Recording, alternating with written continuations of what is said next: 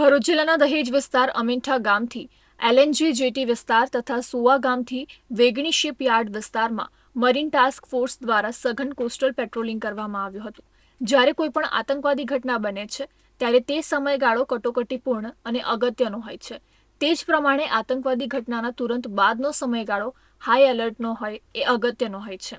ઉપરોક્ત બંને પરિસ્થિતિ કરતાં પણ વધુ અગત્યનો સમયગાળો હાઈ એલર્ટ બાદ થાળે પડેલ અને નોર્મલ બનેલ પરિસ્થિતિ દરમિયાનનો હોય છે, કારણ કે આ સમયગાળામાં જો પૂરતી તકેદારી રાખવામાં આવે તો ઉપર મુજબના કટોકટીપૂર્ણ સમયગાળામાંથી પસાર થવું પડતું નથી।